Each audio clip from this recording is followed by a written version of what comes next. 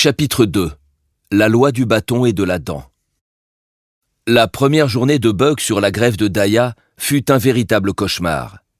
Toutes les heures lui apportaient une émotion ou une surprise. Brutalement arraché à sa vie paresseuse et ensoleillée, il se voyait sans transition rejeté du cœur de la civilisation au centre même de la barbarie. Ici, ni paix, ni repos, ni sécurité. Tout était confusion, choc et péril. De là, nécessité absolue d'être toujours en éveil, car les bêtes et les hommes ne reconnaissaient que la loi du bâton et de la dent. Des chiens innombrables couvraient cette terre nouvelle, et Buck n'avait jamais rien vu de semblable aux batailles que se livraient ces animaux, pareils à des loups. Son premier contact avec eux lui resta à jamais dans la mémoire. L'expérience ne lui fut pas personnelle, car elle n'aurait pu lui profiter. La victime fut Curly. Celle-ci, fidèle à son caractère sociable, était allée faire des avances à un chien sauvage de la taille d'un grand loup, mais moitié moins gros qu'elle. La réponse ne se fit malheureusement pas attendre. Un bond rapide comme l'éclair, un claquement métallique des dents, un autre bond de côté, non moins agile, et la face de Curly était ouverte de l'œil à la mâchoire. Le loup combat ainsi. Il frappe et fuit. Mais l'affaire n'en resta pas là. 30 ou 40 vagabonds accoururent et formèrent autour des combattants un cercle attentif et muet. Buck ne comprenait pas cette intensité de silence et leur façon de se lécher les babines. Curly se relève, se précipite sur son adversaire qui de nouveau la mord et bondit plus loin. À la 3e reprise, l'animal arrêta l'élan de la chienne avec sa poitrine, de telle façon qu'elle perdit pied et ne put se relever. C'était ce qu'attendait l'ennemi. Aussitôt, la meute bondit sur la pauvre bête et elle fut ensevelie avec des cris de détresse sous cette masse hurlante et sauvage. Ce fut si soudain et si inattendu que Buck en resta tout interdit. Il vit Spitz sortir sa langue rouge. C'était sa façon de rire. Et François, balançant une hache, sautait au milieu des chiens. 3 hommes armés de bâtons l'aidèrent à les disperser, ce qui ne fut pas long. 2 minutes après la chute de Curly, le dernier de ses assaillants s'enfuyait honteusement. Mais elle restait sans vie, sur la neige piétinée et sanglante, tandis que le métis hurlait de terribles imprécations. Buck conserva longtemps le souvenir de cette terrible scène. Avant d'être remis de la mort tragique de Curly, il eut à supporter une nouvelle épreuve. François lui mit sur le corps un attirail de courroies et de boucles. C'était un harnais, semblable à ceux qu'il avait vus tant de fois mettre aux chevaux, et comme eux, il lui fallut tirer un traîneau portant son maître jusqu'à la forêt qui bordait la vallée pour en revenir avec une charge de bois. Mais quoique sa dignité fût profondément blessée de se voir ainsi transformé en bête de trait, il était devenu trop prudent pour se révolter. Il se mit résolument au travail et fit de son mieux, malgré la nouveauté et l'étrangeté de cet exercice. François était sévère, exigeant une obéissance absolue que lui obtenait d'ailleurs la puissance de son fouet. Tandis que Dave, limonier expérimenté, plantait la dent à chaque erreur dans l'arrière-train de Buck, Spitz en tête, très au courant de son affaire, ne pouvant atteindre le débutant, lui grognait des reproches sévères ou pesait adroitement de tout son poids dans les traits pour lui faire prendre la direction voulue. Buck apprit vite et fit en quelques heures de remarquables progrès grâce aux leçons combinées de ses 2 camarades et de François. Avant de revenir au camp, il en savait assez pour s'arrêter à « Oh !» repartir à « Moche !» s'écarter du traîneau dans les tournants et l'éviter dans les descentes. « Ce sont 3 très bons chiens », dit François à Perrault. « Ce Buck tire comme le diable, il a appris en un rien de temps. » Dans l'après-midi, Perrault, qui était pressé de partir avec ses dépêches, ramena 2 nouveaux chiens résistants et vigoureux, Billy et Joe. Tous 2, fils de la même mère, différaient l'un de l'autre comme le jour et la nuit. Le seul défaut de Billy était l'excès de mansuétude, tandis que Joe, grincheux, peu sociable, l'œil mauvais et grognant toujours, était tout l'opposé de ce caractère. Buck les reçut en bons camarades. Dave les ignora, et Spitz se mit en devoir de les rosser tour à tour. Billy, pour l'apaiser, remua la queue, Mais ses intentions pacifiques n'eurent aucun succès, et il se mit à gémir en sentant les dents pointues de Spitz labourer ses flancs. Quant à Joe, de quelque façon que Spitz l'attaqua, il le trouva toujours prêt à lui faire face, les oreilles couchées en arrière, le poil hérissé, la lèvre retroussée et frémissante, la mâchoire prête à mordre, et dans l'œil une lueur diabolique. C'était une véritable incarnation de la peur belliqueuse. Son aspect était si redoutable que Spitz dut renoncer à le corriger, et pour couvrir sa défaite, il se retourna sur le pauvre et inoffensif Billy et le chassa jusqu'aux confins du camp.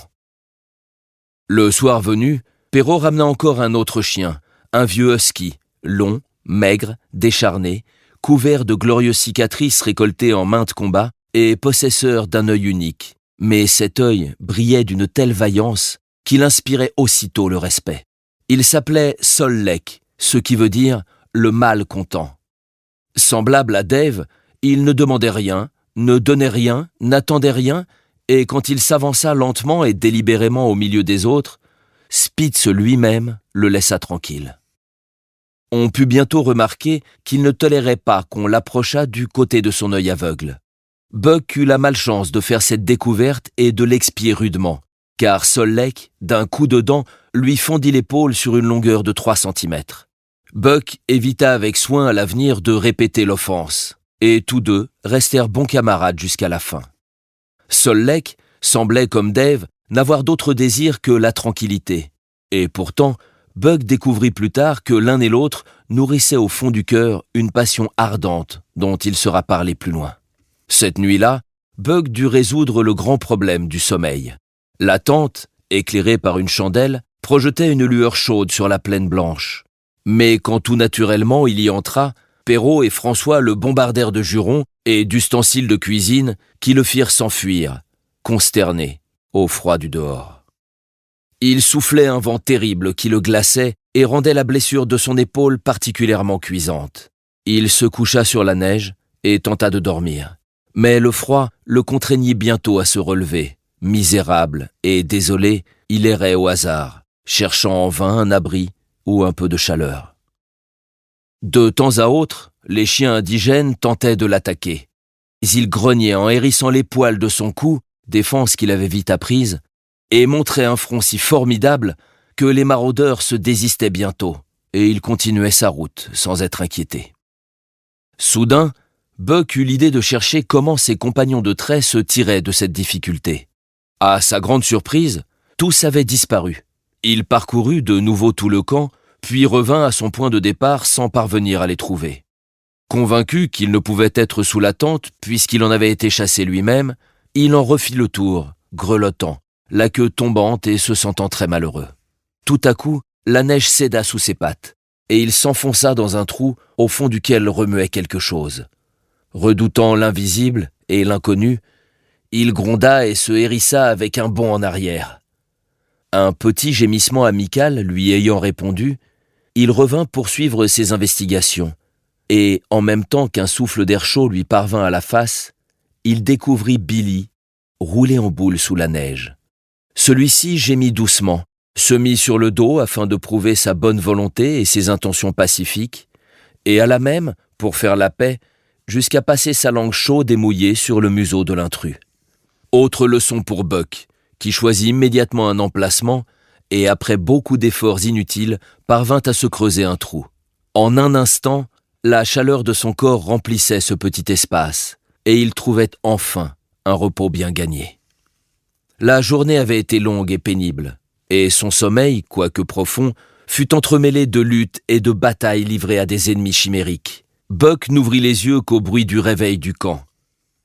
Il ne comprit pas d'abord en quel lieu il se trouvait. La neige de la nuit l'avait complètement enseveli et ce mur glacé l'enserrait de toutes parts.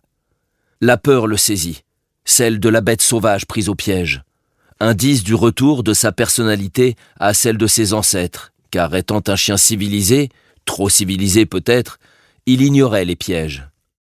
Tous les muscles de son corps se contractèrent instinctivement, les poils de sa tête et de ses épaules se hérissèrent, et avec un hurlement féroce, Buck apparut au grand jour, au milieu de la neige qui volait de toutes parts. Avant de retomber sur ses pattes, il avait vu le camp devant lui et s'était rappelé dans un éclair tout ce qui s'était passé depuis la promenade avec Manuel jusqu'au trou qu'il s'était creusé la nuit précédente. Une exclamation de François salua son apparition. « Qu'est-ce que je disais ?» cria-t-il à Perrault. « Ce Buck est plus malin qu'un singe, il apprend avec une rapidité surprenante !» Perrault hocha la tête d'un air de grave approbation. Courrier du gouvernement canadien et porteur d'importantes dépêches, il était désireux de s'assurer les meilleures bêtes et l'acquisition de Buck le satisfaisait pleinement. En moins d'une heure, 3 autres chiens furent ajoutés à l'attelage, formant ainsi un total de 9 animaux. Et un quart d'heure plus tard, tous étant attelés, tous filaient dans la direction de Daya Canon. Buck était content de partir, et quoique la tâche fût dure, elle ne lui parut point méprisable. Il fut frappé de l'ardeur qui animait tout l'attelage et qui le saisit à son tour. Mais plus encore du changement de Dave et de Sol Lake que le harnais transformait. Toute leur indifférence avait disparu. Alertes, actifs, désireux que l'ouvrage se fît bien, ils s'irritaient de tout ce qui pouvait les retarder, du moindre désordre ou d'une erreur quelconque. L'expression de leur être semblait se réduire à bien tirer dans les traits, but suprême pour lequel ils vivaient et qui seul pouvait les satisfaire. Dave était limonier du traîneau. Devant lui étaient Buck et le mâle content. Le reste venait en file indienne, derrière le conducteur Spitz. Buck avait été placé entre Dave et Sol Lake pour parachever son éducation. Quelque bon élève qu'il se montrât, il avait encore beaucoup à apprendre, et il acquit beaucoup de ces 2 maîtres qui ne le laissaient jamais longtemps dans l'erreur et appuyaient leurs leçons de leurs dents acérées. Dave était juste et modéré. Il ne mordait jamais Buck sans cause, mais à la moindre faute, il ne manquait pas de le serrer, et comme le fouet de François le secondait toujours, Buck trouva plus profitable de se corriger que de riposter. Pendant une courte halte, s'étant empêtré dans les traits, et par suite ayant retardé le départ de l'attelage, il reçut une correction à la fois de Dave et de Sol Lake. Le désordre qui en résulta fut plus grand encore, mais désormais, Buck évita soigneusement d'emmêler les traits, et avant la fin du jour, il avait si bien compris son travail que ses camarades cessèrent de le reprendre. Le fouet de François claqua moins souvent, et Perrault lui-même fit à Buck, pendant la halte, l'honneur de lui examiner soigneusement les pattes. Ce fut une rude journée de marche. Ils traversèrent le canon Sheep Camp, les Scales et la limite des bois, franchirent des glaciers et des amas de neige de plusieurs centaines de pieds de profondeur, passèrent enfin le Chilkoot Divide qui sépare l'eau salée de l'eau fraîche et garde avec un soin jaloux le nord triste et solitaire. La caravane descendit rapidement la chaîne des lacs qui remplissent les cratères de volcans éteints. La soirée était déjà avancée lorsqu'elle s'arrêta dans le vaste camp situé à la tête du lac Bennett, où des milliers de chercheurs d'or construisaient des bateaux en prévision de la fonte des glaces au printemps. Comme la veille, Buck ayant fait son trou dans la neige, s'y endormit du sommeil du juste, pour en être le lendemain déterré à la nuit noire et reprendre le harnais avec ses compagnons. Ce jour-là, ils firent 40 miles, car la voie était frayée, mais le lendemain, et bien des jours encore, ils durent, pour établir leur propre piste, travailler plus dur, tout en avançant plus lentement. En général, Perrault précédait l'attelage, tassant la neige avec ses patins pour lui faciliter la route. François maintenait la barre du traîneau et changeait rarement de place avec son compagnon. Perrault était pressé et se targuait de bien connaître la glace, science indispensable car la couche nouvelle était peu épaisse et sur l'eau courante, il n'y en avait pas du tout. Pendant de longs jours, Buck tira dans les traits. On levait toujours le camp dans l'obscurité, et les premières lueurs de l'aube retrouvaient les voyageurs en marche, ayant déjà un certain nombre de miles à leur actif. D'habitude aussi, on dressait le camp à la nuit noire. Les chiens recevaient une ration de poissons et se couchaient dans la neige. Buck aurait voulu avoir plus à manger. La livre et demie de saumon séché qui était sa pitance journalière ne semblait pas lui suffire. Il n'avait jamais assez et souffrait sans cesse de la faim. Toutefois, les autres chiens qui pesaient moins et étaient faits à cette vie ne recevaient qu'une seule livre de nourriture et se maintenait en bon état. Buck perdit vite sa délicatesse de goût, fruit de son éducation première. Mangeur friand, il s'aperçut que ceux de ses congénères qui avaient fini les premiers lui volaient le reste de sa ration sans qu'il pût la défendre contre leur entreprise, car tandis qu'il écartait les uns, les autres avaient vite fait de happer le morceau convoité. Pour remédier à cet état de choses, il se mit à manger aussi vite qu'eux, et la faim le poussant, il n'hésita pas à prendre comme eux le bien d'autrui quand l'occasion se présenta.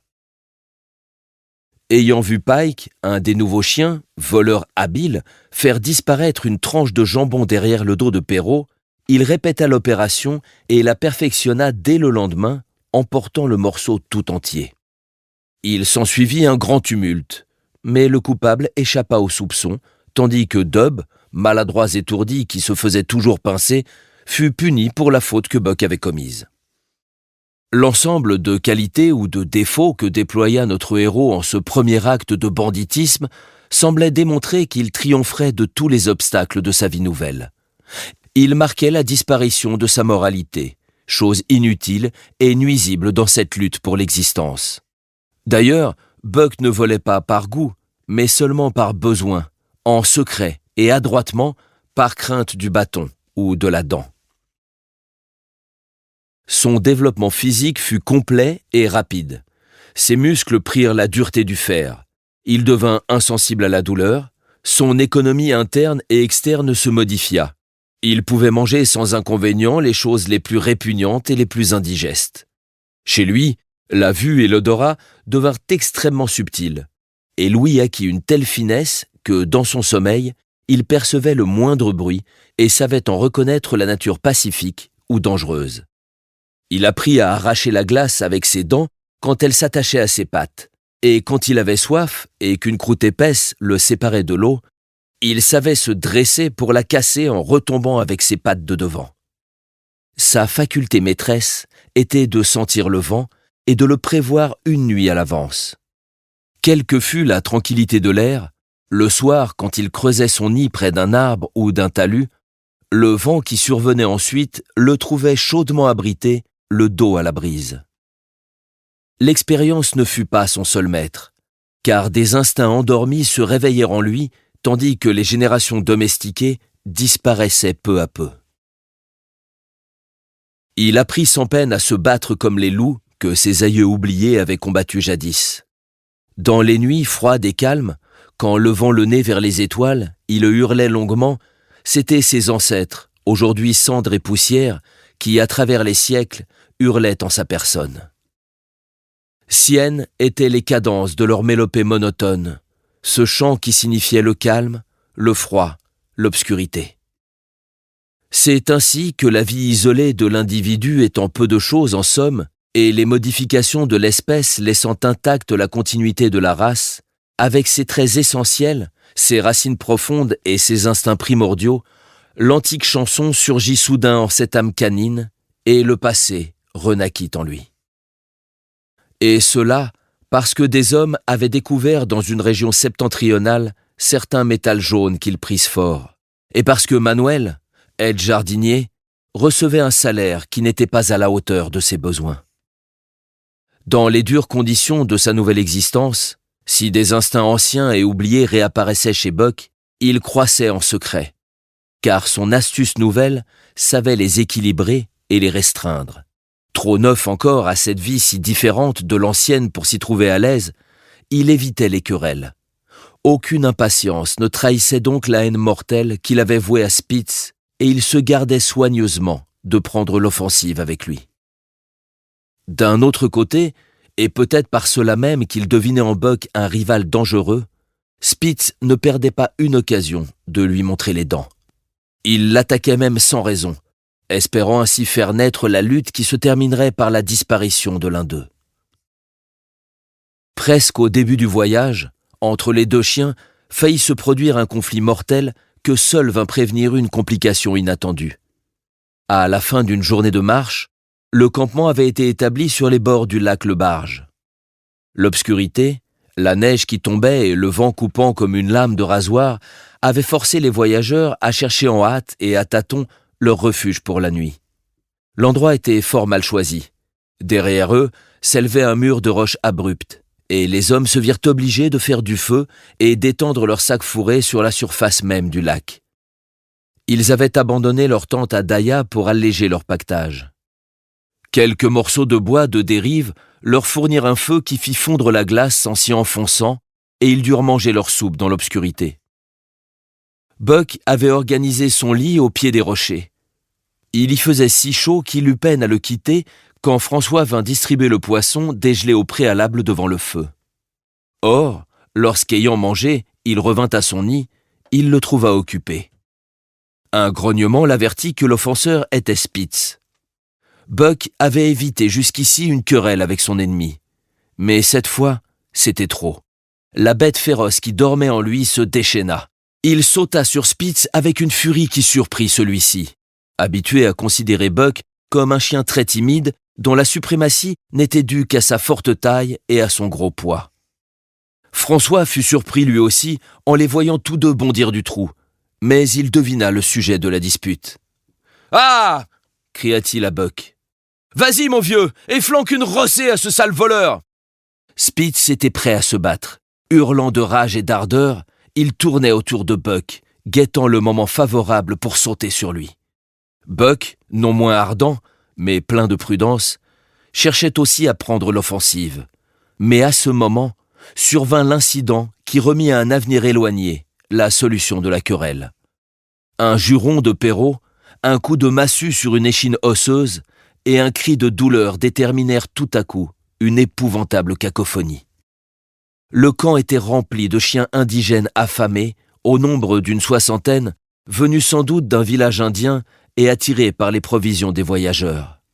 Ils s'étaient glissés inaperçus pendant la bataille de Buck et de Spitz, et quand les deux hommes avec leurs massues s'élancèrent au milieu des envahisseurs, ceux-ci montrèrent les dents et leur résistèrent. L'odeur des aliments les avait affolés. Perrault, en ayant trouvé un la tête enfouie dans une caisse de vivres, fit tomber lourdement son gourdin sur les côtes saillantes, et la caisse fut renversée à terre. À l'instant même, sans crainte du bâton, une vingtaine de créatures faméliques se ruaient sur le pain et le jambon, hurlant et criant sous les coups, mais ne s'en disputant pas moins avidement les dernières miettes de nourriture. Pendant ce temps, les chiens d'attelage, étonnés, avaient sauté hors de leur trou et une lutte terrible s'engageait entre eux et les maraudeurs. De sa vie, Buck n'avait rien vu de pareil à ces squelettes recouverts de cuir, à l'œil étincelant, à la lèvre baveuse. La faim les rendait terribles et indomptables. Au premier assaut, les chiens de trait se virent repoussés au pied des rochers. Buck fut attaqué par 3 d'entre eux, et en un clin d'œil, sa tête et ses épaules étaient ouvertes et saignantes. Le bruit était effroyable. Billy gémissait comme à son ordinaire. Dave et Sol Leg, perdant leur sang par plusieurs blessures, combattaient courageusement côte à côte. Joe mordait comme un diable. Une fois, ses mâchoires se refermèrent sur la jambe d'un des maraudeurs et l'on entendit craquer l'os. Pike, le géniard, sauta sur un animal estropié et lui cassa les reins d'un coup de dent. Buck saisit par la gorge un adversaire écumant, lui planta les dents dans la jugulaire, et le goût du sang dont il fut inondé surexcitant sa vaillance, il se jeta sur un autre ennemi avec une fureur redoublée. Mais au même moment, il sentit des crocs aigus s'enfoncer dans sa gorge. C'était Spitz qui l'attaquait traîtreusement de côté. Perrault et François, ayant réussi à débarrasser le camp, se précipitèrent à son secours, et Buck parvint à se délivrer. Mais les deux hommes furent rappelés du côté des caisses de conserve, menacés de nouveau. Et cette fois, les envahisseurs, réduits en nombre, mais désespérés, montraient un front si féroce que Billy, puisant du courage dans l'excès même de sa terreur, s'élança hors du cercle menaçant et s'enfuit sur la glace au risque de l'effondrer. Pike et Dub le suivirent de près, ainsi que le reste de l'attelage. Au moment où Buck prenait son élan pour les rejoindre, il vit du coin de l'œil Spitz se préparant à sauter sur lui pour le terrasser. Une fois par terre, au milieu de cette masse de fuyards, c'en était fait de lui. Mais il put résister au choc de Spitz et rejoindre ses camarades sur le lac. Les 9 chiens d'attelage, n'étant plus poursuivis, se réunirent et cherchèrent un abri dans la forêt. Ils offraient un piteux aspect. Chacun avait 5 ou 6 blessures, dont quelques-unes étaient profondes. Dub était grièvement blessé à une jambe de derrière. Dolly, le dernier chien acheté à Daya, avait une large plaie au cou. Joe avait perdu un œil, et le doux Billy, ayant une oreille déchiquetée et mangée, ne cessa de gémir et de geindre tout le reste de la nuit. À l'aube, chacun regagna péniblement le camp pour trouver les maraudeurs en fuite et les 2 hommes de fort mauvaise humeur, car la moitié de leurs provisions avait disparu. Rien de ce qui pouvait se manger n'avait échappé aux indigènes. Ils avaient dévoré les courroies du traîneau et des bâches, avalé une paire de mocassins en cuir de buffle appartenant à Perrault, des fragments de harnais de cuir et plus de 60 centimètres de la mèche du fouet de François. Celui-ci contemplait tous ces dégâts avec tristesse lorsqu'arrivèrent ces chiens blessés. « Ah, mes amis, fit-il avec tristesse. Peut-être allez-vous devenir tous enragés avec ces morsures. Qu'en pensez-vous, Perrault ?» Le courrier hocha la tête, soucieux. 400 miles le séparaient de Dawson, et l'hypothèse de François le faisait frémir. 2 heures de jurons et d'efforts remirent les choses en place, et l'attelage, raidi par ses blessures, repartit pour affronter la course la plus dure qu'il devait fournir jusqu'à Dawson. La rivière de 30 Mile, défiant la gelée, roulait librement ses eaux agitées, et la glace ne portait que dans les petites baies et les endroits tranquilles. Il fallut 6 jours d'un travail opiniâtre et d'un péril constant pour couvrir ces terribles 30 miles. Une demi-douzaine de fois, Perrault, qui marchait en éclaireur, sentit la glace céder sous son poids, et ne fut sauvé que par le long bâton qu'il portait, de façon à le placer en travers du trou fait dans la glace par son corps. Le froid était terrible. Le thermomètre marquait 50 degrés au-dessous de 0, et Perrault devait, après chaque bain involontaire, allumer du feu et sécher ses vêtements. Mais rien ne l'arrêtait, et il justifiait bien le choix fait de lui comme courrier du gouvernement.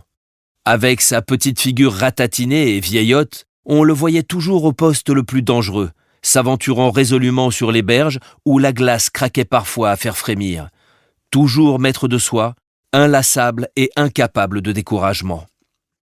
Une fois, le traîneau s'enfonça. Dave et Buck étaient gelés et presque noyés lorsqu'on réussit à les sortir de l'eau. Il fallut, pour les sauver, allumer le feu habituel. Une carapace de glace les recouvrait, et les 2 hommes, pour les dégeler et les réchauffer, durent les faire courir si près du feu que leurs poils en furent roussis. Une autre fois, Spitz s'enfonça, suivi d'une partie de l'attelage jusqu'à Buck, qui, se rejetant de toute sa force en arrière, crispait ses pattes sur le rebord glissant, tandis que la glace tremblait. Derrière lui était Dave, faisant aussi des efforts pour retenir le traîneau que François tirait à se faire craquer les tendons. Un jour, enfin, la glace du bord se rompit tout à fait, et leur seule chance de salut fut d'escalader la muraille de rochers. Perrault y réussit par un miracle que François implorait du ciel. Puis on réunit les lanières, les courroies du traîneau, et jusqu'au dernier morceau du harnais pour faire une longue corde qui servit à hisser les chiens un à un au sommet de la falaise. François vint le dernier après le traîneau et son chargement. Il fallut ensuite trouver un autre endroit propice à la descente qui fut opéré aussi à l'aide de la corde, et la nuit retrouva, sur le bord de la rivière, les malheureux à un quart de mile de leur point de départ. Parvenu à Utalinka et à la glace résistante, Buck était anéanti, et les autres ne valaient guère mieux. Mais l'inflexible Perrault exigea, pour réparer le temps perdu, un effort de plus de son attelage. Il fallut partir tôt et s'arrêter tard. Ils firent le premier jour 35 miles jusqu'au Big Salmon, et le deuxième 30 miles, ce qui les emmena tout près de Five Fingers. Les pattes de Buck n'étaient pas aussi endurcies et résistantes que celles des autres chiens. Elles s'étaient amollies par l'effet des siècles de civilisation qui pesaient sur lui, et toute la journée le chien boitillait en souffrant horriblement. Le camp, une fois dressé, il se laissait tomber comme mort, sans pouvoir même, malgré sa faim, venir chercher sa ration que François était obligé de lui apporter. Celui-ci, touché de pitié, avait pris l'habitude de lui frictionner les pattes tous les jours pendant une demi-heure après son souper, et il finit par sacrifier une paire de mocassins pour faire 4 chaussures à l'usage de Buck. Ce fut un grand soulagement, et la figure renfrognée de Perrault se dérida un jour en voyant Buck, dont François avait oublié les mocassins, se coucher sur le dos et agiter désespérément ses 4 pattes en l'air sans vouloir bouger. À la longue, elles s'endurcirent à la route et les chaussures usées furent abandonnées. À Pély, au moment d'atteler, un matin, Dolly, jusque-là très calme, donna tout à coup des signes de rage. Elle annonça son état par un long hurlement si plein de désespoir et d'angoisse que chaque chien s'en hérissait d'effroi. Puis elle bondit sur Buck. Celui-ci n'avait jamais vu de cas de rage. Toutefois, il sembla deviner la hideuse maladie et s'enfuit poussé par une panique effroyable. Il filait bon train, la chienne écumante le suivant de tout près, car il n'arrivait pas à la distancer malgré la terreur qui lui donnait des ailes. Il se fraya un passage à travers les bois jusqu'à l'autre extrémité de l'île, traversa un chenal plein de glace pour atterrir dans une autre île, puis dans une troisième, fit un retour vers le fleuve principal et, en désespoir de cause, allait le traverser, car sans la voir, il entendait la bête gronder derrière lui. François le rappela de très loin, et il revint sur ses pas, haletant, suffocant, mais plein de confiance dans son maître. Celui-ci tenait à la main une hache, et lorsque Buck passa devant lui comme un éclair, il vit l'outil s'enfoncer dans le crâne de la bête enragée. Chancelant, il s'arrêta près du traîneau, à bout de souffle et sans force. Ce fut le moment choisi par Spitz pour sauter sur lui. 2 fois ses dents s'enfoncèrent dans la chair de l'ennemi sans défense, le déchirant jusqu'à l'os. Mais le fouet de François s'abattit sur le traître, et Buck eut la satisfaction de lui voir subir une correction des plus sévères. « Ce Spitz est un diable incarné !» fit Perrault. « Il finira par nous tuer Buck si l'on y veille. »« Buck vaut 2 diables à lui seul, » répondit François. « Quelque beau jour, vous pouvez m'en croire, il avalera Spitz tout entier pour le recracher sur la neige. » À partir de ce moment, en effet, ce fut la guerre ouverte entre les 2 chiens. Spitz, comme chef de file, maître reconnu de l'attelage, sentait sa suprématie diminuer devant cet animal si peu semblable aux nombreux chiens du Sud qu'il avait connus. Bien différent de ces animaux délicats et fragiles, Buck supportait les privations sans en souffrir. Il rivalisait de férocité et d'astuce avec le chien du pays.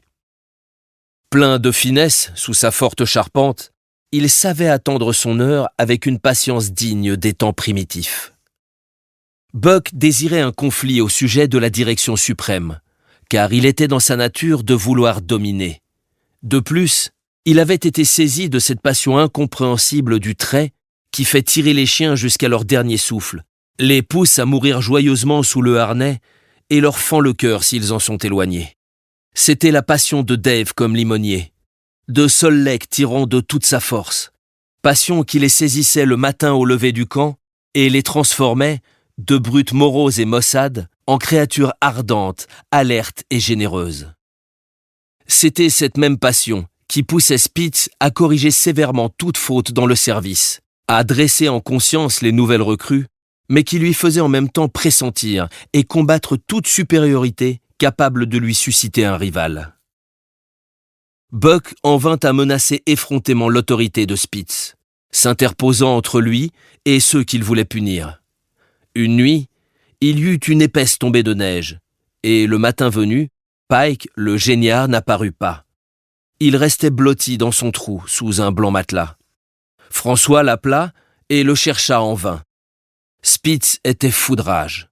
Il arpentait le camp, reniflant et grattant partout, et grognant si furieusement que le coupable en tremblait d'effroi dans sa cachette.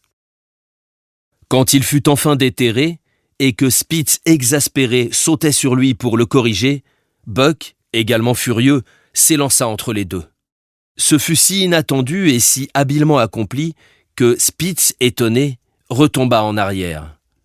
Pike, jusque-là tremblant de peur, rassembla son courage, fondit sur son chef renversé, et Buck, oublieux de toute loyauté, s'élançait lui aussi pour l'achever. Mais François, défenseur de la justice, intervint avec son fouet. Il lui fallut d'ailleurs employer le manche pour réussir à faire lâcher à Buck son rival terrassé. Le révolté, étourdi par le coup, abandonna son ennemi et fut corrigé sans merci, tandis que Spitz, de son côté, punissait vigoureusement Pike, le géniard.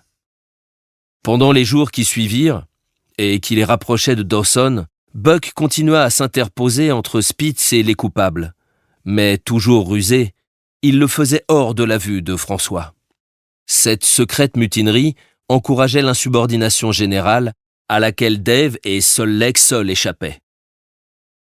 Ce n'était que querelle, lutte incessante, et François, toujours inquiet de ce terrible duel, qu'il savait bien devoir se produire tôt ou tard, dut plus d'une nuit au bruit des batailles quitter ses couvertures de fourrure pour intervenir entre les combattants.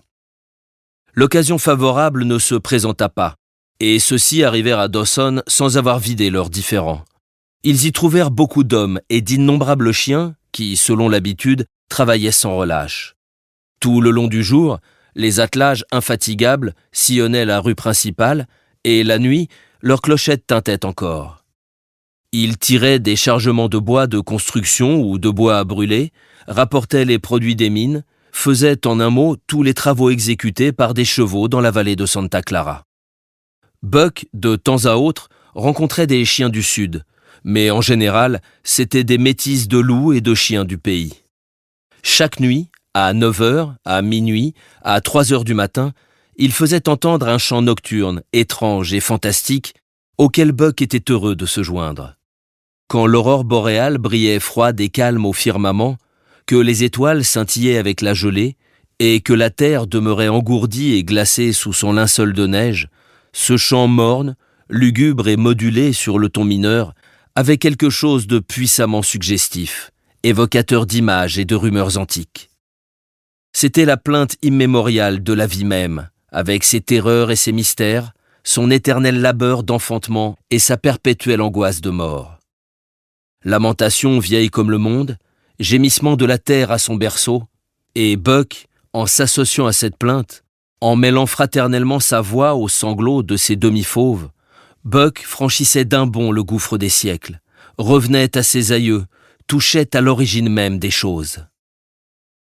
7 jours après son arrivée à Dawson, la caravane redescendait les pentes abruptes des baraques sur les bords du Yukon et repartait pour Daya et Saltwater. Perrault emportait des dépêches plus importantes encore que les premières. La passion de la route l'avait saisi à son tour, et il voulait, cette année-là, battre le record des voyages. Plusieurs circonstances lui étaient favorables. Le bagage était léger, la semaine de repos avait remis les chiens en état, la voie tracée était battue par de nombreux voyageurs, et de plus, la police avait établi 2 ou 3 dépôts de provisions pour les hommes et les chiens. Ils firent dans leur première étape 60 miles, ce qui est une course de 60 miles, et le second jour franchirent le Yukon dans la direction de Pelly. Mais cette course rapide ne s'accomplit pas sans beaucoup de tracas et d'ennuis pour François. La révolte insidieusement fomentée par Buck avait détruit l'esprit de solidarité dans l'attelage, qui ne marchait plus comme un seul chien. L'encouragement sourdement donné aux rebelles les poussait à toutes sortes de méfaits. Spitz n'était plus un chef à redouter, il n'inspirait plus le respect et son autorité était discutée. Pike lui vola un soir la moitié d'un poisson et l'avala sous l'œil protecteur de Buck. Une autre nuit, Dub et Joe se battirent avec Spitz et lui firent subir le châtiment qu'ils méritaient eux-mêmes à juste titre. Billy, le pacifique, devenait presque agressif. Et Buck lui-même ne montrait pas toute la magnanimité désirable. Fort de sa supériorité, il insultait ouvertement l'ennemi qui naguère le faisait trembler et, pour tout dire, agissait un peu en bravache. Le relâchement de la discipline influait même sur les rapports des chiens entre eux. Ils se disputaient et se querellaient sans cesse. Seuls Dave et Sollek ne changeaient pas, tout en subissant le contre-coup de ces luttes perpétuelles. François avait beau jurer comme un diable en sa langue barbare, frapper du pied, s'arracher les cheveux de rage et faire constamment siffler son fouet au milieu de la meute, sitôt qu'il avait le dos tourné, le désordre recommençait. Il appuyait Spitz de son autorité, Mais Buck soutenait de ses dents le reste de l'attelage. François devinait qu'il était au fond de tout ce désordre, et Buck se savait soupçonné, mais il était trop habile pour se laisser surprendre. Il travaillait consciencieusement, car le harnais lui était devenu très cher, mais il éprouvait un bonheur plus grand encore à exciter ses camarades et à semer ainsi le désordre dans les rangs. À l'embouchure de la taquina, un soir, après souper, Dub fit lever un lapin et le manqua. Aussitôt, la meute entière partit en chasse. 100 mètres plus loin, 50 chiens indigènes se joignirent à la bande. Le lapin se dirigea vers la rivière et tourna dans un petit ruisseau dont il remonta rapidement la surface gelée. Il courait léger sur la neige, tandis que les chiens enfonçaient à chaque pas. La forme superbe de Buck se détachait en tête de la bande sous la clarté pâle de la lune, mais toujours devant lui bondissait le lapin, semblable à un spectre hivernal. Ses instincts anciens, qui à des périodes fixes poussent les hommes à se rendre dans les bois et les plaines pour tuer le gibier à l'aide de boulettes de plomb, ces instincts vibraient en Buck, mais combien plus profond. Poursuivre une bête sauvage, la tuer de ses propres dents et plonger son museau jusqu'aux yeux dans le sang âcre et chaud, tout cela constituait pour lui une joie intense, quintessence de sa vie même. À la tête de sa horde, il faisait résonner le cri de guerre du loup en s'efforçant d'atteindre la forme blanche qui fuyait devant lui au clair de lune.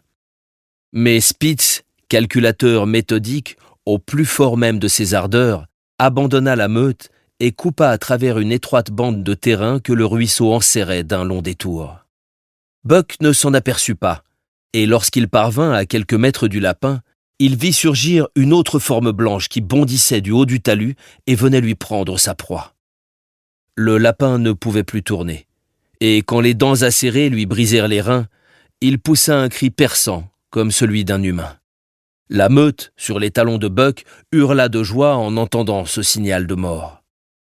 Seul Buck demeura muet et, sans arrêter son élan, se précipita sur Spitz épaule contre épaule, si violemment qu'ils roulèrent ensemble dans la neige pulvérisée.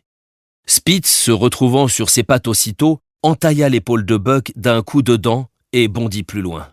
2 fois, ses mâchoires se refermèrent sur lui comme les ressorts d'acier d'un piège.